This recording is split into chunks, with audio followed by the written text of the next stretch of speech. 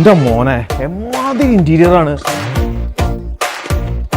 ദുബായിൽ നമ്മൾ വന്നിട്ടുള്ളത് ഒരു കിഡിലൻ റെസ്റ്റോറൻറ്റിലാണ്. ഗംഭീര ആംബിയൻസും അടിപൊളി ഫുഡും. നമുക്കൊന്ന് കഴിച്ചു നോക്കിയാലോ. വാ.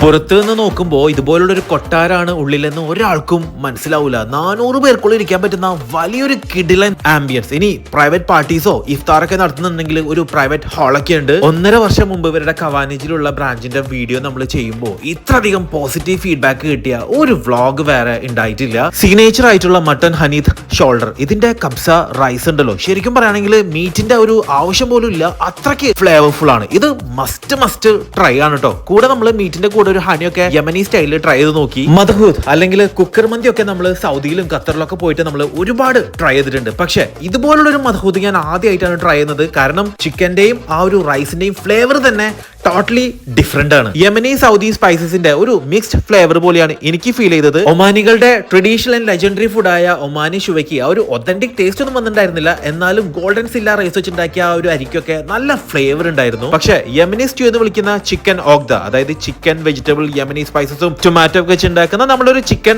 റോസ്റ്റ് പോലെയുണ്ട്. അതും ആ ഒരു മലാവ ബ്രെഡും നല്ല രസം ഉണ്ടായിരുന്നു കേട്ടോ കഴിക്കാൻ. ഇനി ഡിസേർട്ട് ആയിട്ട് ബ്രെഡും ഡേറ്റ്സും ക്രീമും ചെദ്ദാർ ചീസും നട്ട്സും ഹണിയൊക്കെ മിക്സ് ചെയ്ത റോയൽ അരീക്ക, അത് നിങ്ങൾക്ക് ചീസ് ലവർ ആണെന്നുണ്ടെങ്കിൽ മസ്റ്റ് ആയിട്ട് ട്രൈ ചെയ്യണം. ഇനി റമദാനിൽ 10 ദിർഹംസിന്റെ ഇഫ്താർ കിറ്റും ഉണ്ട്. അവസാനം നമ്മളൊരു സുലൈമാനി കുടിച്ചിട്ട് അവിടെ നിന്ന് ഇറങ്ങി ദൈറ ദുബായിലുള്ള സിയോൻ മന്തി കഴിച്ചിട്ട് എന്തായാലും ഫീഡ്ബാക്ക് അറിയിക്കാം.